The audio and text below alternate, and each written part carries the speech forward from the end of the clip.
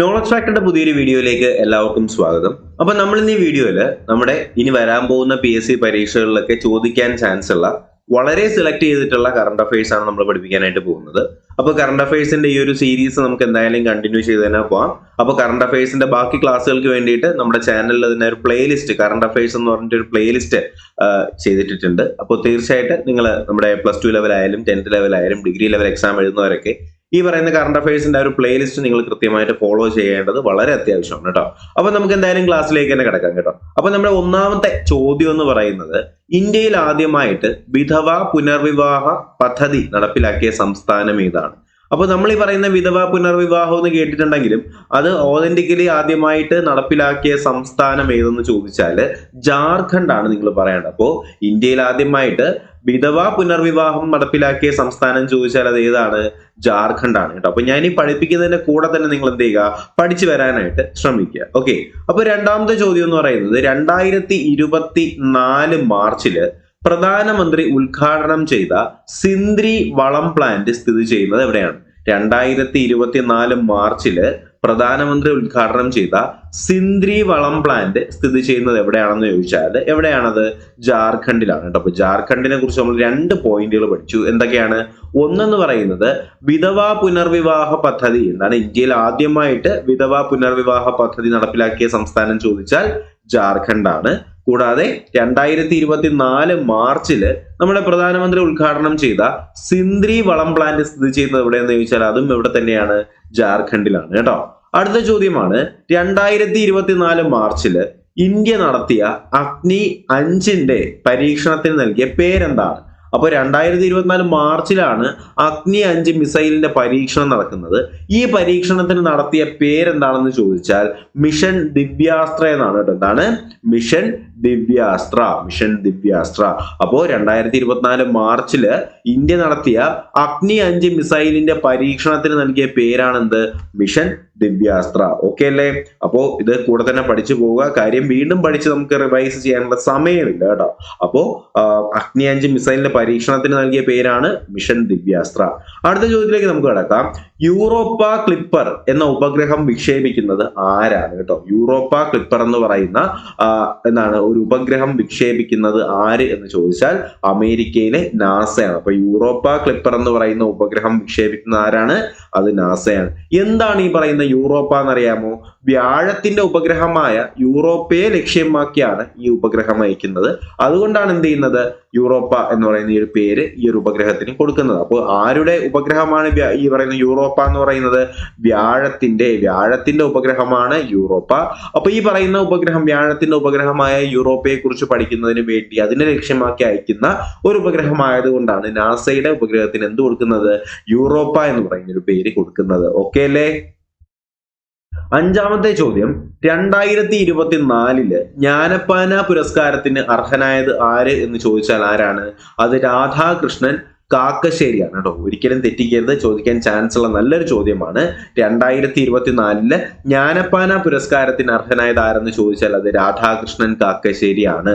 അപ്പൊ ഈ പറയുന്ന ജ്ഞാനപ്പാന പുരസ്കാരം കൊടുക്കുന്ന ആരാണെന്ന് അറിയാമോ? അത് ഗുരുവായൂർ ദേവസ്വമാണ് ഈ പറയുന്ന ജ്ഞാനപ്പാന പുരസ്കാരം കൊടുക്കുന്നത്. 50,001 രൂപയും ഗുരുവായൂരപ്പന്റെ രൂപം ആലേഖനം ചെയ്ത 10 ഗ്രാം സ്വർണ്ണ പതക്കവുമാണെന്ത് ഈ പറയുന്ന പുരസ്കാരത്തിനകത്ത് ഉൾപ്പെടുന്നത്. അപ്പൊ എന്തൊക്കെയാണ് 2024 ജ്ഞാനപ്പാന പുരസ്കാരത്തിന് അർഹനായത് ആരെന്ന് ചോദിച്ചാൽ രാധാകൃഷ്ണൻ കാക്കശ്ശേരിയാണ്.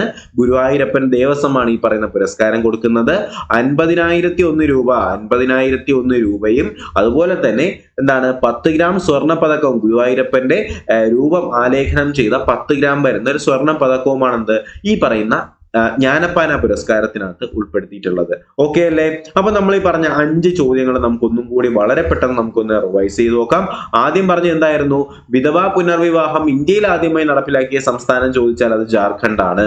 2024 മാർച്ചില് നമ്മുടെ പ്രധാനമന്ത്രി ഉദ്ഘാടനം ചെയ്ത സിന്ദ്രി വളം പ്ലാന്റ് സ്ഥിതി ചെയ്യുന്ന സ്ഥലം ചോദിച്ചാൽ അത് ജാർഖണ്ഡ് ആണ്. കൂടാതെ നമ്മുടെ മിഷൻ അഗ്നി 5 അല്ലേ? അപ്പൊ അഗ്നി 5 എന്ന് പറയുന്ന മിസൈൽ പരീക്ഷണത്തിന് നൽകിയ പേര് ചോദിച്ചാൽ അത് മിഷൻ ദിവ്യാസ്ത്ര എന്നാണ്. കൂടാതെ യൂറോപ്പ ക്ലിപ്പർ എന്ന് പറയുന്ന ഉപഗ്രഹം വിക്ഷേപിക്കുന്ന നാസയാണ്. വ്യാഴത്തിന്റെ ഉപഗ്രഹത്തിന്റെ പേരാണ് യൂറോപ്പ. അപ്പൊ 2024 ജ്ഞാനപ്പാന പുരസ്കാരം നേടിയത് ആരെന്ന് ചോദിച്ചാൽ അത് രാധാകൃഷ്ണൻ കാക്കശ്ശേരിയാണ്. ഈ പറയുന്ന ജ്ഞാനപ്പാന പുരസ്കാരം കൊടുക്കുന്ന ആരാണ്? നമ്മുടെ ഗുരുവായൂർ ദേവസ്വമാണ്. 50,001 രൂപയും ഗുരുവായൂരപ്പന്റെ രൂപം ആലേഖനം ചെയ്ത 10 ഗ്രാം സ്വർണ്ണ പതക്കവുമാണ് ഈ പറയുന്ന ജ്ഞാനപ്പാന പുരസ്കാരത്തിന്റെ സമ്മാനം എന്ന് പറയുന്നത്. ഓക്കെ അല്ലേ? അപ്പൊ നമുക്ക് അടുത്ത 6ാമത്തെ ചോദ്യത്തിലേക്ക് കടക്കാം. അതിനു മുന്നേ ഒരു പ്രധാനപ്പെട്ട കാര്യം പറയാനുണ്ട്. അപ്പൊ നമ്മുടെ ചാനലിൽ നിലവിൽ ഇപ്പോൾ സിവിൽ പോലീസ് ഓഫീസറിന്റെയും അതുപോലെ തന്നെ WCPO വിമൻ സിവിൽ പോലീസ് ഓഫീസറിന്റെയും ക്ലാസ്സുകൾ എടുത്തു വരുന്നുണ്ട്. അപ്പൊ ഈ പറയുന്ന CPO WCPO കോഴ്സിലേക്ക് ജോയിൻ ചെയ്യുന്നതിന് വേണ്ടിയിട്ടുള്ള പേയ്മെന്റ് എന്ന് പറയുന്നത് 500 രൂപ മാത്രമേ ഉള്ളൂ. അപ്പൊ 500 രൂപ നിങ്ങൾ അയക്കേണ്ട നമ്പറാണ് ഇവിടെ താഴെ കൊടുത്തിട്ടുള്ളത്. 9911696272 കേട്ടോ. അപ്പൊ ഈ നമ്പറിലേക്ക് നിങ്ങൾ പേയ്മെന്റ് ചെയ്ത ശേഷം ഇതേ നമ്പറിലേക്ക് എന്ത് ചെയ്യുക, വാട്സപ്പിൽ ഈ പറയുന്ന പേയ്മെന്റിന്റെ സ്ക്രീൻഷോട്ട് നിങ്ങൾ അയക്കുകയാണെന്നുണ്ടെങ്കിൽ നിങ്ങൾ എന്ത് ചെയ്യും, അതേ ദിവസം തന്നെ ഗ്രൂപ്പിലേക്ക് ആഡ് ചെയ്യുന്നതായിരിക്കും. അപ്പൊ ഇതുപോലെ തന്നെ നമ്മൾ എന്ത് ചെയ്യുന്നുണ്ട്, നമ്മുടെ LDC LGSന്റെ ക്ലാസ്സുകൾ എടുത്തു വരുന്നുണ്ട്. ഡെയിലി മെറ്റീരിയൽസും മോക്ക് ടെസ്റ്റുകളൊക്കെ ഉൾപ്പെടുത്തിയിട്ടുള്ള ഒരു കോഴ്സാണ്. 200 രൂപ മാത്രമേ LDCയുടെ കോഴ്സിലേക്കുള്ള പേയ്മെന്റ് ഉള്ളൂ. അപ്പോൾ അതും അയക്കേണ്ടത് സെയിം നമ്പറാണ്. പിന്നെ എക്സൈസിന്റെ ക്ലാസ് വരുന്നുണ്ടെന്ന് അറിയാലോ. എക്സൈസിന്റെ എക്സാമിനേഷൻ, നമ്മുടെ വിമൻ എക്സൈസിന്റെ എക്സാമിനേഷൻ വരുന്നുണ്ട്. അപ്പോൾ അവർക്ക് വേണ്ടിയിട്ടുള്ള ക്ലാസ്സുകളും സ്പെഷ്യൽ ടോപ്പിക്കിന്റെ ക്ലാസ്സുകളും എടുത്ത് വരുന്നുണ്ട്. അതിന്റെ പേയ്മെന്റ് 100 രൂപ മാത്രമേ ഉള്ളൂ. അപ്പൊ ഇത്രയും അഫോർഡബിൾ ആയിട്ടുള്ള റേറ്റിലാണ് എന്ത് ചെയ്യുന്നത്, നമ്മൾ ഈ പറയുന്ന ക്ലാസ്സും മെറ്റീരിയൽസും നിങ്ങൾക്ക് തരുന്നത്. അപ്പോൾ മാക്സിമം എന്ത് ചെയ്യുക, ഈ പറയുന്ന ക്ലാസ്സും കാര്യങ്ങളൊക്കെ യൂസ് ചെയ്യാനായിട്ട് ശ്രമിക്കുക. CPO എക്സാമിനേഷൻ അടുത്തു. അപ്പൊ ഇനിയും നിങ്ങൾ ജോയിൻ ചെയ്തിട്ടില്ല എന്നുണ്ടെങ്കിൽ നഷ്ടം നിങ്ങൾക്ക് മാത്രമാണ്. ഓക്കെ, അപ്പൊ എന്തായാലും നമുക്ക് നമ്മുടെ 6ാമത്തെ ചോദ്യത്തിലേക്ക് കിടക്കാം. അനധികൃത പശുക്കടത്ത് തടയുന്നതിന് വേണ്ടിയിട്ട് ജമ്മു കാശ്മീർ പോലീസ് ആരംഭിച്ച പരിശോധനയുടെ പേരാണ് ഓപ്പറേഷൻ കാമധേനു. എന്താണ്? അനധികൃതമായിട്ടുള്ള പശുക്കടത്ത് തടയുന്നതിന് വേണ്ടിയിട്ട്. അപ്പൊ അനധികൃതമായിട്ട് പശുക്കടത്തും കാര്യങ്ങളൊക്കെ തടയുന്നതിന് വേണ്ടിയിട്ട് ഏത് പോലീസാണ്? ജമ്മു കാശ്മീർ പോലീസ് ആരംഭിച്ച പരിശോധനയുടെ പേര് ചോദിച്ചാൽ ഓപ്പറേഷൻ കാമധേനു എന്നാണ്. ഓപ്പറേഷൻ കാമധേനു. ഓക്കെ, അടുത്ത ചോദ്യത്തിലേക്ക് കിടക്കാൻ നമ്മുടെ 7ാമത്തെ ചോദ്യം ഇതാണ്. സമുദ്ര വിഭവങ്ങളും സമുദ്ര ജൈവ വൈവിധ്യവും സംരക്ഷിക്കുന്നതിന് വേണ്ടിയിട്ട് മറൈൻ എലൈറ്റ് ഫോഴ്സ് ആരംഭിച്ച ഇന്ത്യൻ സംസ്ഥാനം ഏതാണ്? നല്ലൊരു ചോദ്യമാണ്. അപ്പൊ എന്താണ് ഈ പറയുന്ന മറൈൻ എലൈറ്റ് ഫോഴ്സ് എന്ന് ചോദിച്ചാൽ സമുദ്ര വിഭവങ്ങളും സമുദ്ര ജൈവ വൈവിധ്യവും സംരക്ഷിക്കുന്നതിന് വേണ്ടിയിട്ടാണ് മറൈൻ എലൈറ്റ് ഫോഴ്സ് ആരംഭിച്ചത്. ഈ പറയുന്ന മറൈൻ എലൈറ്റ് ഫോഴ്സ് ആരംഭിച്ച ഇന്ത്യൻ സംസ്ഥാനം ചോദിച്ചാൽ അത് ആദ്യമായി ആരംഭിച്ച ആരാണ്? തമിഴ്നാടാണെന്ന് അറിഞ്ഞിരിക്കുക. ഗൾഫ് ഓഫ് മാന്നാർ, പാക് കടലിടുക്ക് എന്നിവിടങ്ങളിലെ ജൈവ വൈവിധ്യത്തിനെ സംരക്ഷിക്കുന്നതിന് വേണ്ടിയിട്ടാണ് തമിഴ്നാട് ഈ സേന രൂപീകരിച്ചത്. അപ്പൊ എന്താണ് ഈ പറയുന്ന മറൈൻ എലൈറ്റ് ഫോഴ്സ് എന്നുള്ള കാര്യത്തിൽ ഒരു ഐഡിയ ഉണ്ടായിരിക്കണം. സമുദ്ര വിഭവങ്ങളും സമുദ്ര ജൈവ വൈവിധ്യവും സംരക്ഷിക്കുന്നതിന് വേണ്ടിയിട്ട് എന്താണ് തമിഴ്നാട്ടിൽ ആദ്യമായി ആരംഭിച്ച ഒരു ഒരു ഇൻസിഡന്റ് അല്ലെങ്കിൽ ഒരു ഓർഗനൈസേഷന്റെ പേരാണ് എന്ത്? മറൈൻ എലൈറ്റ് ഫോഴ്സ് എന്ന് പറയുന്നത്. അപ്പൊ എവിടെയൊക്കെയാണ് ഈ പറയുന്ന മറൈൻ എലൈറ്റ് ഫോഴ്സ് അവരുടെ ജോലി തുടങ്ങുന്നത്? ഗൾഫ് ഓഫ് മാന്നാറിലെയും പാക് കടലിടുക്കിലെയും ജൈവ വൈവിധ്യം സംരക്ഷിക്കുന്നതിന് വേണ്ടിയിട്ടാണ് എന്ത് ചെയ്യുന്നത്? തമിഴ്നാട് ഈ ഒരു സേന അല്ലെങ്കിൽ ഈ ഒരു ഫോഴ്സ് ആദ്യമായിട്ട് ആരംഭിക്കുന്നത്. ഓക്കെ, അപ്പൊ ആ കാര്യത്തിൽ വേറെ ഡൗട്ടുകളില്ല എന്ന് തന്നെ പ്രതീക്ഷിക്കുന്നു. നമുക്ക് 8ാമത്തെ ചോദ്യത്തിലേക്ക് കടക്കാം. 2024 നടന്ന അഗ്നി 5 മിസൈൽ പരീക്ഷണത്തിന് നേതൃത്വം നൽകിയ വനിത ആരാണ്? അപ്പൊ നമ്മൾ അതിന്റെ കാര്യം പറഞ്ഞിട്ടുണ്ടായിരുന്നു അല്ലെ. ഈ മിഷന് നമ്മൾ ദിവ്യാസ്ത്ര എന്ന് പറഞ്ഞിട്ടാണ് എന്ത് ചെയ്തിട്ടുള്ളത്, പേര് കൊടുത്തിട്ടുണ്ടായിരുന്നത്. നമ്മൾ മുകളിലത്തെ ചോദ്യത്തിൽ നമ്മൾ പഠിച്ചതാണ്. എന്നാൽ ഈ പറയുന്ന 2024 അഗ്നി 5 മിസൈലിന് പരീക്ഷണത്തിന് നേതൃത്വം നൽകിയ മലയാളി വനിത ആരെന്ന് ചോദിച്ചാൽ ഷീന റാണിയാണ്. പഠിച്ചു വയ്ക്കണം കാര്യം, അതൊരു മലയാളി വനിതയാണ്. പേരെന്താണ്? ഷീന റാണി. അപ്പൊ മിഷൻ ദിവ്യാസ്ത്ര എന്ന് പറയുന്ന ഈ പറയുന്ന അഗ്നി 5 മിസൈലിന്റെ പരീക്ഷണത്തിന് നേതൃത്വം നൽകിയ മലയാളി വനിതയുടെ പേരെന്താണ്? ഷീന റാണി എന്നാണ്. എന്താണ്? ഷീന റാണി എന്നാണ്. ഓക്കെ അല്ലേ? അപ്പൊ നമുക്ക് അടുത്ത ചോദ്യം, നമ്മുടെ 9ാമത്തെ ചോദ്യത്തിലേക്ക് നമുക്ക് കിടക്കാം. ഇന്ത്യയിലെ ആദ്യത്തെ ഇൻഡോർ അത്ലറ്റിക് സെന്റർ സ്ഥാപിതമായത് എവിടെയാണ്? നല്ലൊരു ചോദ്യമാണ്.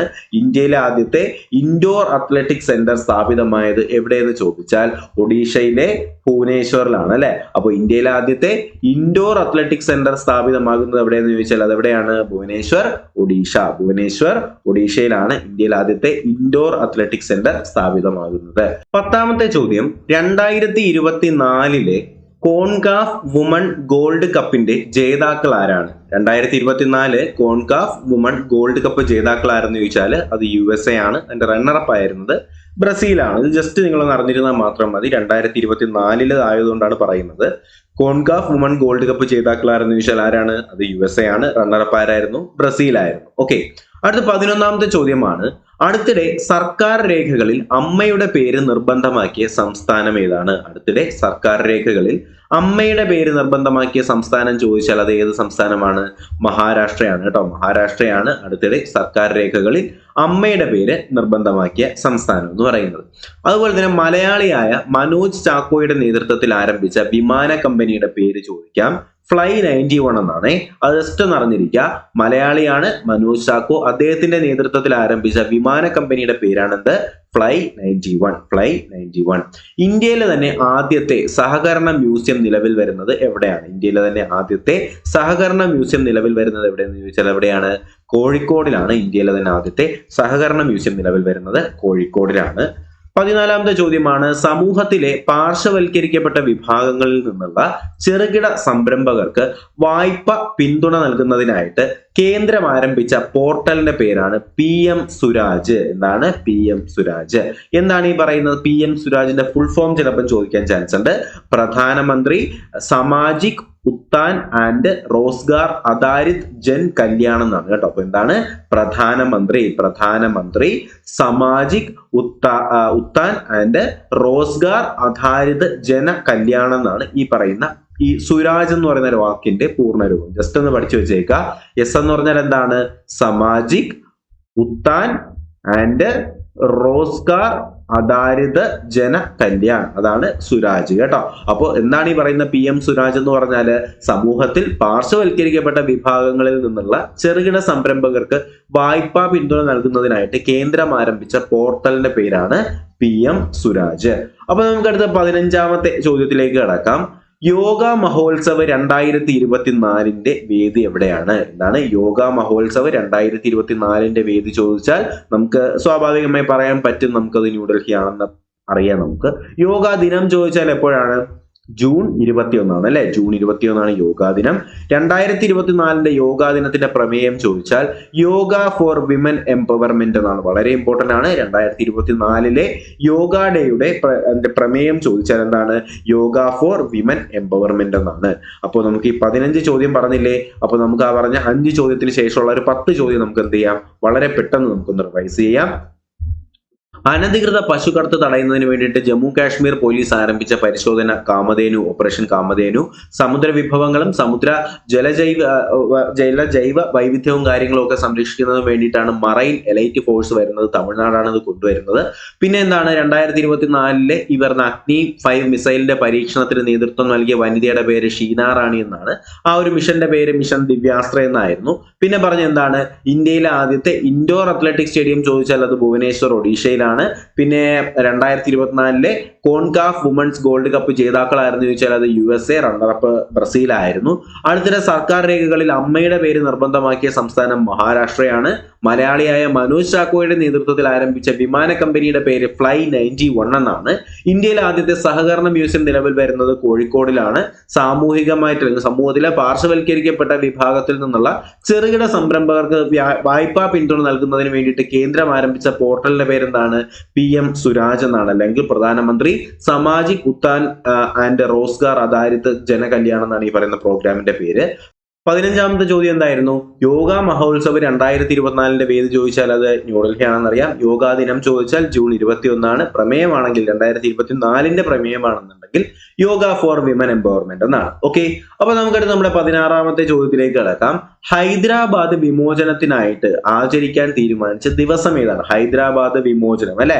ഓപ്പറേഷൻ പോളോ നിങ്ങൾ പഠിച്ചിട്ടുണ്ടാവും. ഹൈദരാബാദ് വിമോചനത്തിന് നമ്മൾ പറയുന്ന പേര്, അതിന്റെ സൈനിക നടപടിയിലെ പേരെന്താണ്? ഓപ്പറേഷൻ പോളോ എന്നാണ്. അപ്പൊ ഹൈദരാബാദ് വിമോചനത്തിന് വേണ്ടിയിട്ട് ആചരിക്കാൻ തീരുമാനിച്ച ദിവസം ഏതാണ്? സെപ്റ്റംബർ 17 പഠിച്ചു വെച്ചേക്കുക. ഹൈദരാബാദ് വിമോചന ദിനം സെപ്റ്റംബർ 17. കേന്ദ്ര സർക്കാരാണ് ഇത് തീരുമാനിച്ചത്. ഹൈദരാബാദ് സംയോജനത്തിനായിട്ട് നടത്തിയ സൈനിക നടപടിയുടെ പേരെന്താണ്?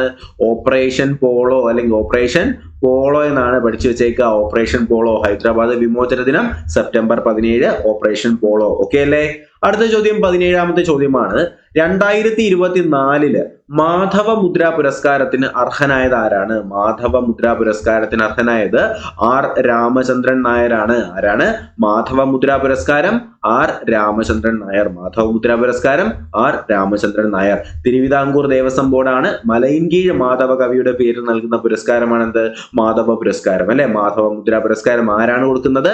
തിരുവിതാംകൂർ ദേവസ്വം. ആരുടെ ഓർമ്മയ്ക്ക് വേണ്ടിയിട്ടാണ്? മലയിൻകീഴ് മാധവ കവിയുടെ പേരിൽ നൽകുന്ന പുരസ്കാരത്തിന്റെ പേരാണ് മാധവ മുദ്ര പുരസ്കാരം. അത് 2024 കിട്ടിയതാണ് രാമചന്ദ്രൻ ആർ രാമചന്ദ്രൻ നായർ. ഇതിന്റെ സമ്മാന തുക എത്രയെന്നറിയാമോ? 25,001 രൂപയാണ് അല്ലെ. 25,001 രൂപയാണ് ഈ പറയുന്ന മാധവ മുദ്ര പുരസ്കാരത്തിന്റെ സമ്മാന തുക എന്ന് പറയുന്നത്. അപ്പൊ 2024 മാധവ മുദ്ര പുരസ്കാരത്തിന് അർഹനായത് ആർ രാമചന്ദ്രനാണ്. തിരുവിതാംകൂർ ദേവസ്വം നമ്മുടെ ഈ പറയുന്ന മലയിൻകീഴ് മാധവ കവിയുടെ പേരിൽ നൽകുന്ന പുരസ്കാരമാണ് ഈ പറയുന്ന മാധവ മുദ്ര പുരസ്കാരം. 25,001 രൂപയാണ് ഈ പറയുന്ന മാധവ മുദ്ര പുരസ്കാരത്തിന് നമ്മൾ കൊടുക്കുന്നത്. ഓക്കെ, അടുത്ത ചോദ്യം നമ്മുടെ 18ാമത്തെ ചോദ്യം. 2023-24 വർഷത്തിലെ രഞ്ജി ട്രോഫി ജേതാക്കൾ ആരാണ്? ഇത് സ്ഥിരമായി ചോദിക്കുന്നതാണ്, ഇനിയും ചോദിക്കും. 2023-24 വർഷത്തിലെ രഞ്ജി ട്രോഫി ജേതാക്കൾ ആരെന്ന് ചോദിച്ചാൽ മുംബൈ ആണ്. നമ്മുടെ മുംബൈയുടെ 42ാമത്തെ രഞ്ജി ട്രോഫി കിരീടമാണ് 2023-24 കിട്ടുന്നത് കേട്ടോ. അപ്പൊ 2023-24 രഞ്ജി ട്രോഫി ആർക്ക് കിട്ടിയെന്ന് ചോദിച്ചാൽ മുംബൈക്കാണ്. അപ്പൊ മുംബൈയുടെ 42ാമത്തെ കിരീടമാണിത്. മുംബൈയുടെ നിലവിലത്തെ ടീം ക്യാപ്റ്റൻ ചോദിച്ചാൽ അജിൻക്യ രഹാനെയാണ് നിലവിലത്തെ മുംബൈയിലെ ടീം ക്യാപ്റ്റൻ എന്ന് പറയുന്നത്. റണ്ണറപ്പ് ആരായിരുന്നു? വിദർഭയായിരുന്നു കേട്ടോ. വിദർഭ. അപ്പൊ 2023-24 ജേതാക്കൾ ആരെന്ന് ചോദിച്ചാൽ ആരാണ്? മുംബൈ ആണ്. അതിന്റെ റണ്ണറപ്പ് വിദർഭയാണ്. മുംബൈയുടെ ക്യാപ്റ്റൻ അജിൻക്യ രഹാനെയാണ്. നമ്മുടെ മുംബൈയുടെ 42ാമത്തെ കിരീടമാണ് കിട്ടുന്നത്. എന്നാൽ 2022-23 ജേതാക്കൾ ആരെന്ന് ചോദിച്ചാൽ അതാരാണ്? സൗരാഷ്ട്രയാണ് കേട്ടോ. സൗരാഷ്ട്രയാണ്. അന്നത്തെ റണ്ണറപ്പ് ആരായിരുന്നു? ബംഗാളായിരുന്നു. ഓക്കെ, അപ്പൊ 2023-24 ആണെങ്കിൽ മുംബൈ വിജയിച്ചു, റണ്ണറപ്പ് വിദർഭ. എന്നാൽ 2022-23 ആണെന്നുണ്ടെങ്കിൽ സൗരാഷ്ട്രയാണ് ജേതാക്കള്, റണ്ണറപ്പ് ബംഗാളായിരുന്നു. ഓക്കെ, അപ്പൊ ഈ ഒരു കാര്യം വ്യക്തമായിട്ട് മനസ്സിലുണ്ടാവണം. 19ാമത്തെ ചോദ്യം ഇതാണ്: ലോക ഉപഭോക്തൃ അവകാശ ദിനത്തിന്റെ പ്രമേയം എന്താണ്? 2024 ലോക ഉപഭോക്തൃ ദിനം അല്ലെങ്കിൽ കൺസ്യൂമർ അവയർനെസ് ഡേ അല്ലെങ്കിൽ കൺസ്യൂമർ റൈറ്റ്സ് ഡേയുടെ പ്രമേയം എന്താണെന്ന് ചോദിച്ചാൽ അതെന്താണ്? Fair and responsible AI for consumers എന്നാണ് കേട്ടോ. അപ്പൊ fair and responsible AI for consumers എന്നാണ് 2024 ലോക ഉപഭോക്തൃ അവകാശ ദിനത്തിന്റെ പ്രമേയം എന്ന് പറയുന്നത്. അപ്പൊ ലോക ഉപഭോക്തൃ അവകാശ ദിനം എന്നാണെന്ന് ചോദിച്ചാൽ അതെന്താണ്? മാർച്ച് 15 നമ്മൾ ലോക ഉപഭോക്തൃ അവകാശ ദിനമായിട്ട് ആചരിക്കുന്നത്. അപ്പോൾ ശ്രദ്ധിച്ചു വെച്ചേക്കുക. അപ്പൊ 2024 ലോക ഉപഭോക്തൃ അവകാശ ദിനത്തിന്റെ പ്രമേയം ചോദിച്ചാൽ fair and responsible AI for consumers എന്നാണ്. മാർച്ച് 15 നമ്മൾ എന്ത് ചെയ്യുന്നത്? ലോക ഉപഭോക്തൃ അവകാശ ദിനമായിട്ട് ആചരിക്കുന്നത്. അടുത്ത നമ്മുടെ 20ാമത്തെ ചോദ്യം ഇതാണ് കേട്ടോ. 20ാമത്തെ ചോദ്യമാണ്: 2022 PK കാളൻ പുരസ്കാരത്തിന് അർഹനായത് ആരാണ്? നല്ലൊരു ചോദ്യമാണ്. 2022 PK കാളൻ പുരസ്കാരത്തിന് അർഹനായത് ആരെന്ന് ചോദിച്ചാൽ ആരാണെന്നറിയാമോ? K കുമാരനാണ് കേട്ടോ. ആരാണ്? K കുമാരനാണ്. PK കാളൻ പുരസ്കാരം 2022 കിട്ടുന്ന ആരെന്ന് ചോദിച്ചാൽ അതാരാണ്? K കുമാരൻ എന്നാണ്. അങ്ങനെ തന്നെ പഠിച്ചു വെച്ചേക്കുക. K കുമാരനാണ് 2022 PK കാളൻ പുരസ്കാരത്തിന് അർഹനാവുന്നത്. അപ്പൊ നമ്മൾ ലാസ്റ്റ് പറഞ്ഞ 5 ചോദ്യങ്ങൾ നമുക്ക് ജസ്റ്റ് ഒന്ന് നോക്കാം. അപ്പൊ 15ാമത്തെ ചോദ്യമായിട്ട് പറഞ്ഞിട്ടുണ്ടായിരുന്ന യോഗ മഹോത്സവ് അല്ലെ. യോഗ മഹോത്സവ് 2024 വേദി ന്യൂഡൽഹിയാണ്. യോഗാ ദിനം ജൂൺ 21 പ്രമേയം യോഗ ഫോർ വുമൺ എംപവർമെന്റ് എന്നാണ്. ഹൈദരാബാദ് വിമോചനത്തിന് ഓപ്പറേഷൻ പോളോ എന്നാണ് പറയുന്നത്. ഹൈദരാബാദ് വിമോചന ദിനമായിട്ട് ആചരിക്കുന്ന സെപ്റ്റംബർ 17 മാധവ മുദ്ര പുരസ്കാരം 2024 കിട്ടുന്നത് ആർ രാമചന്ദ്രനാണ്. തിരുവിതാംകൂർ ദേവസ്വം മാധവ കവിയുടെ പേരിൽ മലയിൻകീഴ് മാധവ കവിയുടെ പേരിൽ കൊടുക്കുന്നതാണ് ഈ പറയുന്ന മാധവ മുദ്ര പുരസ്കാരം. 25,001 രൂപയാണ് ഇതിന്റെ സമ്മാന തുക. 2023-24 രഞ്ജി ട്രോഫി ജേതാക്കൾ ആരെന്ന് ചോദിച്ചാൽ മുംബൈയാണ്. ഈ രഞ്ജി ട്രോഫിയുടെ സമ്മാന തുക എത്ര രൂപയെന്നറിയാമോ? 5 കോടിയാണ്. 5 കോടിയാണ് ഇതിന്റെ സമ്മാന തുക എന്ന് പറയുന്നത്. 5 കോടി രൂപയാണ് കേട്ടോ. അപ്പൊ 2023-24 രഞ്ജി ട്രോഫിയുടെ ജേതാക്കൾ മുംബൈയാണ്. മുംബൈയുടെ 42ാമത്തെ കിരീടമാണ്. റണ്ണറപ്പ് ആരാണ്? വിദർഭയാണ്. മുംബൈയുടെ ക്യാപ്റ്റൻ അജിൻക്യ രഹാനെയാണ്. എന്നാൽ 2022-23 വിജയികൾ ആരെന്ന് ചോദിച്ചാൽ സൗരാഷ്ട്രയാണ്. റണ്ണറപ്പ് ബംഗാളാണ്. പിന്നെ 19ാമത്തെ ചോദ്യമായിട്ട് പറഞ്ഞത് കൺസ്യൂമർ റൈറ്റ്സ് ഡേ അല്ലെങ്കിൽ ഉപഭോക്തൃ അവകാശ ദിനത്തിന്റെ പ്രമേയം ചോദിച്ചാൽ fair and responsible AI for consumers എന്നായിരുന്നു. പിന്നെ 2022 PK കാളൻ പുരസ്കാരത്തിന് അർഹനായത് K കുമാരനാണ്. ഓക്കെ അല്ലേ? അടുത്തൊരു ചോദ്യം നിങ്ങൾക്ക് വേണ്ടിയിട്ടുള്ള ഒരു ചോദ്യമാണ്. അപ്പോൾ ഇതിന്റെ ഉത്തരം എല്ലാവരും എന്ത് ചെയ്യുക, കമന്റ് ബോക്സിൽ കമന്റ് അയച്ചിടുക കേട്ടോ. അപ്പോൾ എന്റെ ചോദ്യം ഇതാണ്, 2024 ഇന്ത്യൻ വുമൺ പ്രീമിയർ ലീഗിന്റെ ജേതാക്കൾ ആരാണ്? 2024 ഇന്ത്യൻ വിമൺ പ്രീമിയർ ലീഗിന്റെ ജേതാക്കൾ ആരെന്നാണ് എന്റെ അടുത്ത ചോദ്യം. നിങ്ങൾക്ക് വേണ്ടിയിട്ടുള്ള ക്വസ്റ്റ്യൻ ആണ്. ഇതിന്റെ ഉത്തരം നിങ്ങൾ എന്ത് ചെയ്യുക, കമന്റ് ബോക്സിൽ കമന്റ് അയച്ചിടുക കേട്ടോ. അപ്പോൾ ഇതിന്റെ ഓപ്ഷൻസ് വരുന്നത് ഡൽഹി ക്യാപിറ്റൽസ് വരുന്നുണ്ട്, റോയൽ ചലഞ്ചേഴ്സ് ഓഫ് ബാംഗ്ലൂർ വരുന്നുണ്ട്, മുംബൈ ഇന്ത്യൻസ് വരുന്നുണ്ട്, കൊൽക്കത്ത നൈറ്റ് റൈഡേഴ്സ് വരുന്നുണ്ട് കേട്ടോ. അപ്പോൾ ഇതിൽ ആരാണ് 2024 ഇന്ത്യൻ വുമൺ പ്രീമിയർ ലീഗ് ജേതാക്കൾ എന്ന് കമന്റ് ബോക്സിൽ കമന്റ് ആയിട്ട് ഇടുക. അപ്പോൾ എന്തായാലും വീഡിയോ ഇഷ്ടമെങ്കിൽ ലൈക്ക് ചെയ്യുക, ചാനൽ സബ്സ്ക്രൈബ് ചെയ്യുക, നിങ്ങളുടെ PSC പഠിക്കുന്ന കൂട്ടുകാരിലേക്ക് കൂടി ഒരു വീഡിയോ എത്തിച്ചു കൊടുക്കുക. അപ്പോൾ വരും ദിവസങ്ങളിൽ നമുക്ക് കൂടുതൽ ക്ലാസ്സുമായിട്ട് വീണ്ടും കാണാം. അതുവരേക്കും എല്ലാവർക്കും bye bye, good bye, take care.